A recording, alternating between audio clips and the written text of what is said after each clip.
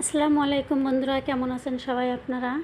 আজকে তো দেখতেছেন আমি কি বানাইছি, দেখে বুঝছেন। এখানে হলো আমি খাসির গোস্ত বানাবো। এই যে আমি খাসির গোস্ত ভালোভাবে ধুয়ে পরিষ্কার করে নিছি। আমি এখানে যে আদা, রসুন, জিরা, গরম মশলা সব দিয়ে নিছি, আর আস্ত রসুন দিছি।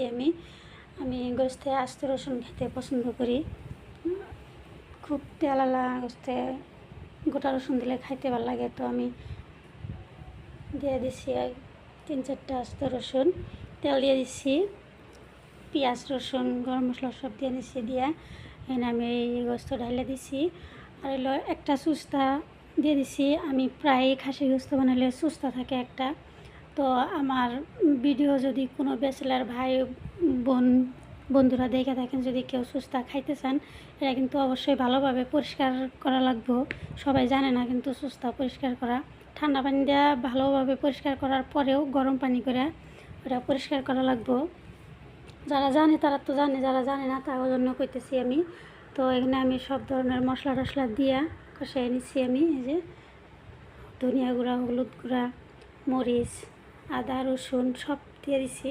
কী মশলা লাগে ওটা মোটামুটি যারা রান্না বান্না করি তারা সবাই জানি।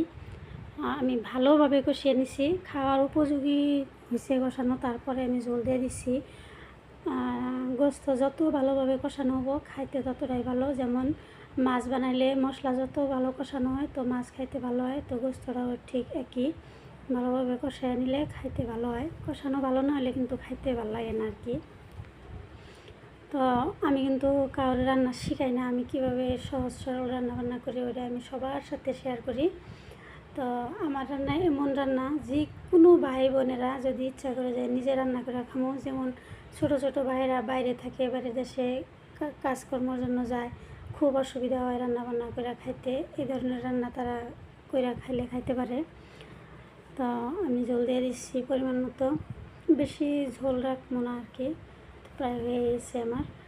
রসুনগুলো কিন্তু একদম মোমের মতো গইলা গেছে, খাইতে খুব ভালো হয়েছিল। তো আমার ভিডিও যারা দেখছেন দেখে ভালো লাগছে তারা লাইক, কমেন্ট, শেয়ার, সাবস্ক্রাইব করে দিন। আর যারা অলরেডি দিছেন লাইক, কমেন্ট, শেয়ার, সাবস্ক্রাইব, তাকে অসংখ্য ধন্যবাদ। তো হয়ে গেছে আমার তরকারি, এই যে দেখেন। এখন আমি একটু ভাজা গরম মশলা, ভাজা জিরার গুঁড়া দিয়ে দিচ্ছি।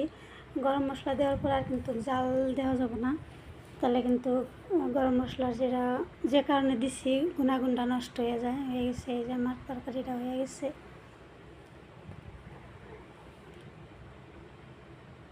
ঢেকে দিচ্ছি 1 মিনিটের জন্য, কিন্তু আমি গ্যাস অফ করে দিছি। এই যে আমার তরকারি হয়ে গেছে। তো যারা যারা আমার ভিডিওটা দেখছেন, কোন জায়গার থেকে দেখছেন আমার কোয়েন। তো সবাই ভালো থাকেন, সুস্থ থাকেন। আল্লাহ হাফেজ।